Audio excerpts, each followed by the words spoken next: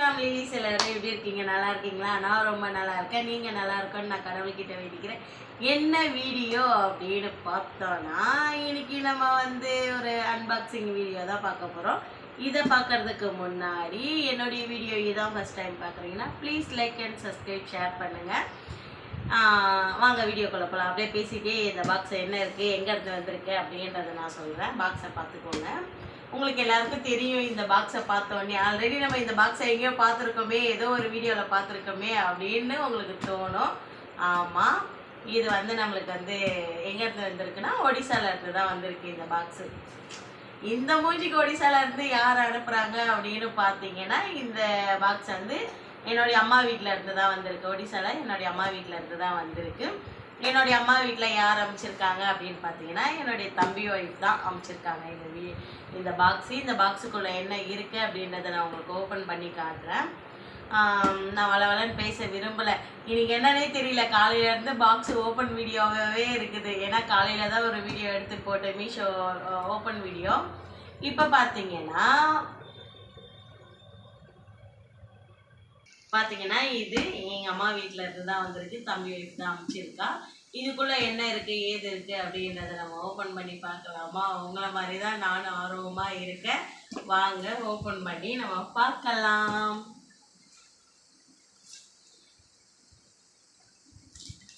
இது ஆக்சுவலி இந்த பாக்ஸ் நான் வாங்கலை, மாமா தான் வாங்கினாங்க இந்த பாக்ஸு. மாமா என்ன சொன்னாங்கன்னா என்கிட்ட, பாப்பா ஏதோ கொரியர் ஒன்று வந்திருக்கு அவங்களுக்கு, அந்த கொரியர் வீட்டுக்கு ரிட்டர்ன் போயிடுச்சு, அதனால் நீ பார்த்தோன்னா போஸ்ட் ஆஃபீஸில் தான் போய் வாங்கணும் அப்படின்னு என்கிட்ட சொன்னாங்க. இல்லை மாமா? ஆமாம். நான் என்ன சொன்னேன், போஸ்ட் ஆஃபீஸில் தான் வாங்கணுமா, டைம் இல்லையே அப்படின்னு சொல்லிட்டு இருந்தேன். மாமாவை நான் காலில் அடிபட்டுறதுனால கம்பெனியில் கூப்பிட்றதுக்கு போயிருந்தேன்னா, அப்போ மாமா இந்த பாக்ஸை பின்னாடி மறைச்சி எடுத்துகிட்டு வந்தாங்க. ஆனால் நான் பார்த்த உடனே எனக்கு அவ்வளோ ஒரு சந்தோஷமாக இருந்தது. வாங்க நம்ம இந்த பாக்ஸை ஓப்பன் பண்ணலாம். இந்த பாக்ஸை நம்ம இந்த டேப்போட ஓப்பன் பண்ணி ரிட்டன் நம்ம இது பண்ணலாமா, இல்லைன்னா வாங்க அப்படியே ஓப்பன் பண்ணி பார்க்கலாம். செம்ம ஆர்வமாக இருக்கேன் நான். என்னம்மா எப்படி ஓப்பன் பண்ணுறதுன்னு தெரியல. பாவம் குழந்தை எவ்வளோ கஷ்டப்பட்டு இதை பேக் பண்ணி, இன்னைக்கு பாவம் அப்பா வேலைக்கு போகாமல் இருந்தாங்க. அப்போ அவசரமாக போய் இந்த பாக்ஸை எனக்காக அப்பாவை கூப்பிட்டு போயிட்டு அந்த போட்டு விட்டாங்க. ஓப்பன் பண்ணவே முடியல, ரொம்ப கஷ்டமாக இருக்குது. எல்லாருமே அப்படியே மாமா எல்லாம் ஆர்வமாக இருக்காங்க இதுக்குள்ளே என்ன இருக்குது அப்படின்னு பார்க்கறதுக்கு. கட் பண்ணிக்கோப்பா. வாங்க ஒரு வழியாக நம்ம இதை ஓப்பன் பண்ணிட்டோம். ஃபஸ்ட்டு எடுத்த உடனே இதுக்குள்ளே என்ன இருக்குது அப்படின்னு பார்த்தீங்கன்னா, நீங்கள் பாருங்கள், இது நாங்கள் யூஸ் பண்ண பாவாடை அங்கேயே வச்சுட்டு வந்துட்டேன் நான் ரிட்டன் எங்கள் அம்மா வீட்டுக்கு வரக்கூடாது அப்படின்னு சொல்லிட்டு. நீங்கள் பாருங்கள், எனக்கு ரிட்டன் இதை அமுச்சு வச்சுட்டா. இது எனக்கு ப்ளவுஸ் தைச்சி கொடுத்துருக்கா, செம்மையாக இருக்குது. இது ப்ளவுஸ் நான் போட்டு உங்களுக்கு காமிக்கிறேன். எத்தனை ப்ளவுஸு? 2 3 4 ப்ளவுஸு. ஓகேங்களா? இந்த ப்ளவுஸ்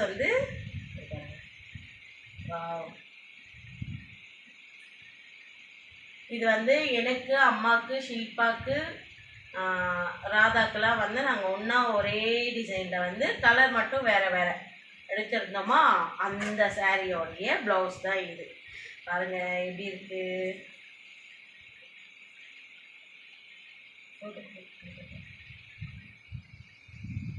பார்த்தீங்களா? நல்லா இருக்குங்களா? நான் இது வேர் பண்ணும்போது உங்களுக்கு காமிக்கிறேன். ஆனால் இப்போதைக்கு இது வேர் பண்ண மாட்டேன் நான். அதுக்கப்புறம் பாருங்கள், நம்ம ஆசைப்பட்ட பாக்ஸு வந்துடுச்சு. அதுக்கப்புறம் இந்த சாரியுமே நான் அவளை கட்டிக்க சொல்லி நான் அங்கே வச்சுட்டு வந்தேன். ஆனால் இதையுமே அவள் பேக் பண்ணி அனுப்பிச்சிட்டா. இது வந்து புது சாரீ ஓகேங்களா. அது அம்மாவுக்கு ஷில்பாவுக்கு எல்லாருக்கும் எடுத்தேன்னு சொன்ன பார்த்தீங்கன்னா அந்த சாரீ. அவ்வளோதான், பாக்ஸுக்குள்ளே வேறு ஒன்றுமே இல்லை. இப்போ கிட்ட வாங்க, நம்ம இதுக்குள்ளே என்னென்ன இருக்குது அப்படின்னு ஓப்பன் பண்ணி பார்க்கலாம். இது வந்து ஒலத்தா அதானே? ஆமாம், ஒலத்தா தானே மாமா? ஆமாம், ரோஸ் கலரில் இருக்கும். கொஞ்சமாக தண்ணி விட்டு இது மிக்ஸ் பண்ணி கலந்து வைக்கிறது எனக்காக அமைச்சிருக்கா. அதுக்கப்புறம் பார்த்தீங்கன்னா செந்தூரம். இது வந்து அம்மாவுக்கு எனக்கும் வந்து 2 பேருக்கும், எனக்கும் அம்மாவுக்கும் அமைச்சிருக்கா. இந்த குங்குமச்சிமிழ் வந்து எனக்காக, இது பார்த்தீங்களா, எனக்காக அமைச்சிருக்கா. அதுக்கப்புறம் பார்த்தீங்கன்னா வளையல் நல்லா இருக்குங்களா.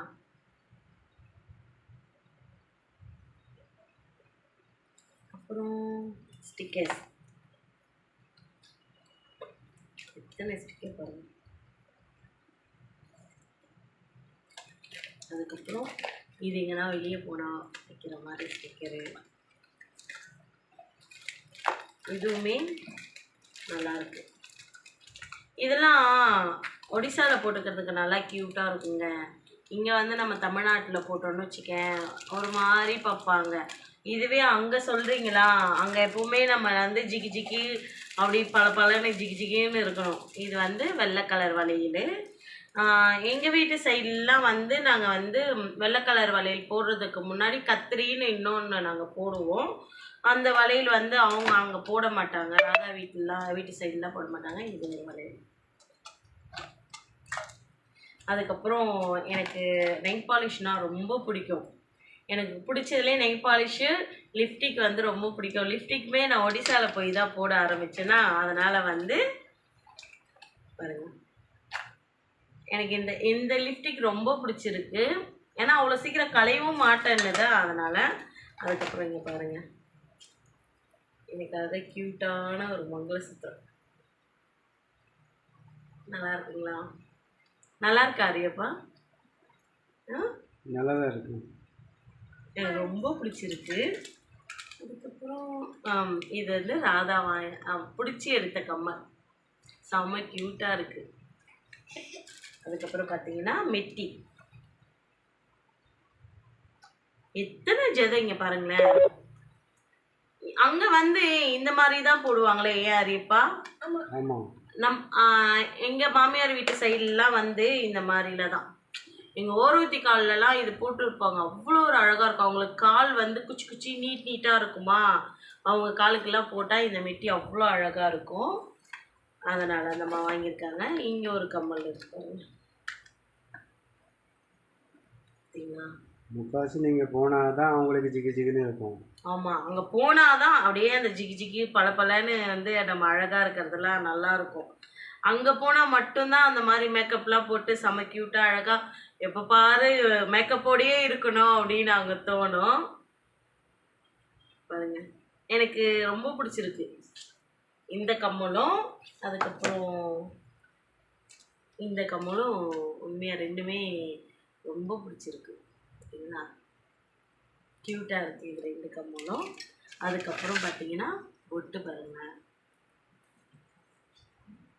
எத்தனை கிட்டத்தட்ட ஒரு பொட்டு மட்டுங்களே ஒரு மேடம் எப்படியும் ஒரு கிட்டத்தட்ட ஒரு 8 பொட்டுக்கிட்ட வாங்கி அனுப்பிச்சிருக்காங்க. பார்த்தீங்களா,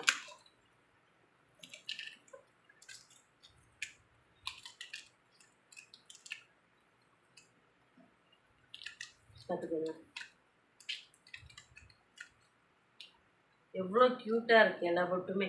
உண்மையாக சொல்கிறேன், எனக்கு இந்த யூடியூப் மூலிமா வந்து ராதா கிடைச்சது எனக்கு ரொம்ப அவ்வளோ ஒரு சந்தோஷம். ஏன்னா சில உறவுகள் வந்து எப்படி சொல்கிறதுனா, நம்ம கூட பிறந்தவங்களாக இருக்கட்டும், பெற்றவங்களாக இருக்கட்டும், யாராக இருக்கட்டுமே நம்மக்கிட்ட ஏதோ ஒரு விஷயத்துக்காக தான் வந்து பழகுவாங்க கொள்ளுவாங்க. பெற்றவங்களுமே கூட சரி, என்ன இன்னைக்கு நம்மக்கிட்ட ஒரு பொருள் இருந்ததுனா தான் நம்மளை மதிப்பாங்களே தவிர இல்லைன்னா நம்மளை மதிக்கவே மாட்டாங்க சுத்தமாக. எதனால் நான் இந்த வார்த்தையை சொல்கிறேன்னா, நான் எங்கள் அம்மா வீட்டுக்கு போய் கிட்டத்தட்ட எப்படியும் ஒரு 3-4 வாரத்துக்கிட்ட ஆயிடுச்சு. நான் வேலைக்கு போக ஆரம்பித்ததுலேருந்து நான் அம்மா வீட்டுக்கு போகவே இல்லை. அவங்களும் என்கிட்ட பேசலை. என்ன ரீசன்லாம் எனக்கு தெரியாது. அவங்களும் பேசலை, நானும் அவங்கக்கிட்ட பேசலை. எனக்கு ஒரு அவங்க வந்து என்ன நினச்சிருக்காங்க தெரியாது. நான் என்ன நினச்சிருக்கேன்னா, எங்கள் அம்மா என்கிட்ட ஒரு வார்த்தை கேட்டாங்க, இத்தனை வருஷம் ஆகியும் நீ காதில் ஒரு கம்மல் கூட எடுத்து போடாமல் இருக்கியா அப்படின்னு சொல்லிட்டு கேட்டது வந்து எனக்கு மனசு ரொம்ப உறுத்துச்சு, மனசு ரொம்ப வலிச்சுது. அப்போ வந்து நான் என்ன பண்ணேன்னா, நான் இவ்வளோ கஷ்டப்படுற வேலைக்கு போய் நான் என்னுடைய நகைங்கெல்லாம் மூட்டு தான் நான் போட்டுட்டு தான் நான் என் அம்மா வீட்டுக்கு நான் போனேன். என்கிட்ட நகை இல்லாமல் இல்லை, என்கிட்ட இருக்குது. பட் எங்களுக்குன்னு நாங்கள் கஷ்டப்படுற சமயத்தில் வந்து ஒரு நாள் உடம்பு முடியலன்னா நாங்கள் வீட்டில் இருந்துட்டோம்னா எங்களுக்கு கொடுத்து உதவி பண்ணுறதுக்கு யாருமே கிடையாது. என் வீட்டு சைட்லேயும் சரி, அவங்க வீட்டு சைட்லேயும் சரி. என் வீட்டு சைடில் கொடுத்தா கூட கடனாக கொடுப்பாங்க, அதை ரிட்டன் வாங்கிப்பாங்க. மாமா வீட்டு சைடில் சுத்தம் அது கூட கிடையாது. ஏன் மாமா தலையாட்டினா என்ன அவங்களுக்கு தெரியுமா என்ன? அப்போ அப்படி இருக்கிறப்போ வந்து மாமாவுக்கும் தம்பிக்கும் அம்மை போட்டு இருந்தப்போ வந்து தானே மாமா கம்மலை வச்சது கொண்டு போய். அப்போ கொண்டு போய் 9,000 ரூபாய்க்கு கம்மலை வச்சுட்டு வண்டி டியூவும் வீட்டு வாடகையும் நாங்கள் அப்போ கொடுத்தோம். இன்னுமே அந்த கம்மலை எங்களால் திருப்ப முடியல. இப்போ வந்து நான் அந்த கம்மலை திருப்பணும் அப்படின்னு கொஞ்சம் காசு ரெடி பண்ணி மூட்டலான்னு ஐடியா பண்ணோம். ஆனால் பட் ஊருக்கு போயிட்டோம். அதனால ஊருக்கு போனதுனால நமக்கு வந்து 40,000 ரூபாய் செலவாயிடுச்சு வேற. இப்போ நம்ம அந்த ஊருக்கு போகாம இருந்தா அந்த 40,000 நம்ம கையில இருந்திருக்கும். நம்ம வந்து 40,000 ரூபாய் கிட்டத்தட்ட செலவாயிட்டு இருக்கு. ஆமா, இதுல 40,000 ரூபாய் செலவானது மட்டும் இல்லாம 35,000 தான் செலவாச்சு. மீதி பேலன்ஸ் 5,000 ரூபா வந்து வீட்டில் வந்து வச்சுட்டு வந்தாச்சு. ஏமாவா? அதனால அதில் இப்போ நம்ம கையில் இல்லைல்ல, அதனால அதையும் சேர்த்து தான் நாங்கள் 40,000 ரூபாய் சொல்கிறோம். இப்போதைக்கு உண்மையை சொல்ல போனால் என்கிட்ட இந்த மூக்குத்தியை தவிர ஒரு பொட்டு கிராமு தங்க நகை கூட என் கையில் இல்லை. இன்னைக்கு அவங்க காலில் அடிபட்டு இன்னைக்கு அவங்க கால் கட்ட வரல எப்படி இருக்குன்னு எனக்கு தான் தெரியும். ஆனாலும் அவங்க வேலைக்கு போகிறாங்க. ஏன்னா வீட்டு வாடகை கொடுக்கணும், வண்டி டியூ கட்டணும், ஸ்ரீராம் லோன் இருக்குது, அது இருக்குது, இது இருக்குது அப்படின்னு சொல்லி இடுப்பு வலி வச்சு நீயும் இவ்வளோ கஷ்டப்படுறிய அப்படின்னு சொல்லிட்டு நான் போகிறேன், என் கால் தானே பரவாயில்ல, எனக்கு அந்த அளவுக்கு எதுவும் இல்லை அப்படின்னு சொல்லிட்டு இன்னைக்கு உண்மையாக சொல்கிறேன். இந்த பாக்ஸை வாங்குறதுக்கு அவங்க 4 வாட்டி அலைஞ்சதில் அவங்களுக்கு திரும்பவும் அந்த வரல்ல இருந்து ரத்தம் கசிய ஆரம்பிச்சு ரத்தம் வந்து வீட்டுக்கு வந்து கழட்டும் போது தான் தெரியுது எவ்வளோ ரத்தம் வந்திருக்கு அப்படின்னு சொல்லிட்டு இன்றைக்கும் நாங்கள் அவ்வளோ கஷ்டப்பட்டுட்டு இருக்கோம். இந்த யூடியூப் மூலயமா எனக்கு வந்து இந்த மாதிரி ஒரு அம்மா ராதா, எனக்கு இந்த மாதிரி ஒரு சில நல்ல உறவுகள்லாம் கிடைச்சதுனால வந்து எனக்கு ரொம்ப சந்தோஷமாக இருக்குது. இதை வந்து நான் இந்த இடத்த வந்து ராதாவுக்கு ரொம்ப ரொம்ப நான் தேங்க்ஸ் சொல்லிக்கிறேன். அப்புறம் வந்து என்னுடைய அம்மாவுக்கும் நான் வந்து தேங்க்ஸ் சொல்லிக்கிறேன். லவ் யூம்மா. நான் ராதாவுமே சென்னைக்கு வராங்க அப்படின்னு சொல்லியிருக்காங்க. சென்னைக்கு வந்து எங்கே போகிறாங்க என்ன ஏதுன்றது சொல்லலை. நானும் எவ்வளோ கேட்டு பார்த்துட்டேன், எதுவுமே சொல்லலை. பார்ப்போம் அவங்க வரப்போ எங்கே போகிறாங்க என்ன ஏது அப்படின்னு சொல்லிட்டு. இவ்வளோதான்.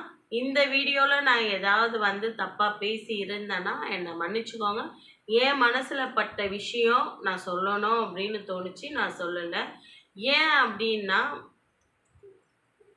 உண்மையாக சொல்கிறேங்க, என்னால் வலி தாங்க முடியல. ஆனாலுமே அந்த வலியிலையும் நான் அவ்வளோ கஷ்டப்பட்டு வேலைக்கு போயிட்டு வந்து உண்மையாக நான் மாமாவை வீடியோ கூப்பிட்டு நீங்களும் வாங்க மாமா நம்ம வீடியோ அன்பாக்சிங் பண்ணிக்கலாம் அப்படின்னு ஸ்டாண்டு வச்சுட்டு நம்ம வீடியோ எடுத்துகிட்டு 2 பேருமே பேசலாம் வாங்க சொன்னால், இல்லை பாப்பா நான் வீடியோ எடுக்கிறேன் நீ மட்டுமே பேசு அப்படின்னு சொன்னாங்க அவங்க. அவங்கள இப்போ நான் பேச சொல்கிறேன், நீங்கள் கேட்டு பாருங்களேன். வேலைக்கு போயிட்டு வந்து நான் படுத்தேன்னு வச்சுக்கேன், ரிட்டன் என்னால் எந்திருக்க முடியும். 700 ரூபா சம்பளம் கொடுக்குறவங்க நம்ம உட்கார வச்ச சம்பளம் கொடுப்பாங்க. எவ்வளோ கஷ்டம் அந்த இடத்த. அதுவும் எனக்கு இருக்க அந்த பேக் பெயினுக்கு நான் எவ்வளோ கஷ்டப்படுறேன் அப்படின்றது எனக்கு மட்டும்தான் தெரியும், என் கூட இருக்கவருக்கு மட்டும்தான் தெரியும். என்னம்மா சொல்கிறீங்க? ரொம்ப ரொம்ப ரொம்ப கஷ்டப்பட்டு இப்போ திரும்பவும் வந்து கொஞ்சம் கொஞ்சமாக ஓரளவுக்கு ஒரு ஸ்டேஜில் வந்து நம்ம மேலே வந்துகிட்டே இருக்கோம். என் அம்மாவுக்கு வீட்டுக்கு எனக்கு சண்டைலாம் கிடையாது. பட் நான் மைண்டில் யோசிச்சு வச்சுருக்கிறது, நான் மாமா கிட்ட சொல்லியிருக்க விஷயம் என்னென்னா, நான் என்னுடைய நகைங்களை மூட்டு போட்டுட்டு தான் நான் போய் அவங்க எதிர்க்க நிற்கணும். ஏங்க இந்த காலத்தில் வந்து பாசத்துக்கெல்லாம் மதிப்பே கிடையாது. பணத்துக்கு மட்டும்தான் மதிப்பு. நம்ம போட்டிருக்க நகைக்கு மட்டும்தான் மதிப்பு. என்ன யாருமே வந்து பாசமாக இருக்காங்க, அன்பாக இருக்கிறாங்க அப்படின்றத யாருமே யோசிக்க மாட்டேன்றாங்க. இன்னைக்கு இருக்க நம்ம நாளைக்கு இல்லை. ஆனால் அதை வந்து ஒரு சில உறவுகள் வந்து புரிஞ்சிக்க மாட்டேன்றாங்க. நம்மக்கிட்ட பணம் இருந்தால் நம்மளை மதிப்பாங்க, நம்மக்கிட்ட பணம் இல்லைன்னா நம்மளை மிதிச்சுட்டு போவாங்க. இவ்வளோதான் எனக்கு தெரிஞ்ச வரைக்கும். நான் என் ஹஸ்பண்ட் அனுபவிச்சது இதுதான். ஏமாம்மா? ஆமாம். என்னம்மாம்மா எல்லாத்துக்குமே ஆமா ஆமா மட்டும் சொல்லிட்டு இருக்கீங்க? இல்லை, இருக்கிற உண்மைதானே. நான் அது உங்களை ஏதாவது காயப்படுத்துறேனா? காய் எதுக்கு? அதில் என்னத்தை காய போடுறது? அதெல்லாம் எதுவும் கிடையாது. இதுக்கு மேலே நாங்கள் போயிட்டு சமைக்கணும். சமைச்சிட்டு சாப்பிட்டுட்டு மாமாவுக்கு மாத்திரையெல்லாம் கொடுத்துட்டு அதுக்கப்புறம் படுத்தாதான் திரும்ப வந்து 4:30-5 மணிக்கு எந்திரிச்சு காலையில் மாமாவுக்கு சாப்பாடு செஞ்சு கொடுத்து அவங்கள வேலையில் கொண்டு போய் விட்டுட்டு வந்து நான் குளித்து அரி குளிப்பாட்டி அதுக்கப்புறம் நான் கிளம்பி 7 மணிக்கு வேலைக்கு போகணும். நேற்று வேலையிலேருந்து சீக்கிரமாகவே வந்துட்டேன். வந்துட்டு படுத்தவன் கிட்டத்தட்ட பார்த்தீங்கன்னா எப்படியும் ஒரு நைட்டு 8 மணி இருக்குமாமாம்மா. எந்திரிச்சது 5:30 மணிக்கு நான் படுத்தவ. கிட்டத்தட்ட ஒரு 8:30 மணிக்கு போல தான் நான் எந்திரிச்சு அதுக்கப்புறம் சாப்பாடு செஞ்சு சாப்பிட்டுட்டு அதுக்கப்புறம் திரும்ப நான் படுத்து தூங்கி காலையில் 4:30 மணிக்கு எந்திரிச்சது. இந்த மாதிரி பொழப்பு போய்கிட்டு இருக்குது. ஓடணும், சம்பாதிக்க முடிய வேண்டிய வயசில் மட்டும்தான் நம்மளால சம்பாதிக்க முடியும். அதனால் இப்போவே எவ்வளோ ஓடி போய் கஷ்டப்பட்டு சம்பாரித்து சேர்த்து வைக்க முடியுமோ அந்த அளவுக்கு சேர்த்து வைக்கணும். உண்மையாக சொல்கிறேன், நான் இவ்வளோ சிக்கனமாக இருந்து இந்த ஊருக்கு போயிட்டு வர வரைக்குமே நான் இவ்வளோ சிக்கனமாக கிடையாது. இல்லைம்மா? எனக்கு கல்யாணம் பண்ணுறதுல வந்து நீ சிக்கனமாக இருந்ததுன்னா எப்போவும் நம்ம கையில் காசு இருந்தது. கண்டிப்பாங்க. ஏன்னா ஒரு வாரம் வந்து 10,000 ரூபாய், ஒரு வாரம் வந்து 9,000 ரூபாய் அப்படின்னு நான் நிறையா மாதத்தில் நான் எடுத்துருக்கிறேன். 1 வருஷம் 2 வருஷம் 3 வருஷம் கூட அந்த மாதிரி காசு எடுத்துருக்கிறேன். ஆனால் இந்த அம்மா வந்து சிக்கனமாக செலவு பண்ண மாட்டாங்க. எல்லாரும் நம்பி காசு கொடுத்துருவாங்க. ஆனால் அவங்க காசு ரிட்டர்ன் கொடுக்க மாட்டாங்க. இதுதான் நடந்தது. நான் சொல்லி திட்டி இப்போ அவரே பட்டு தெளிஞ்சு அதுக்கப்புறம் தான் புரியுது இப்போ காசோட மதிப்பு.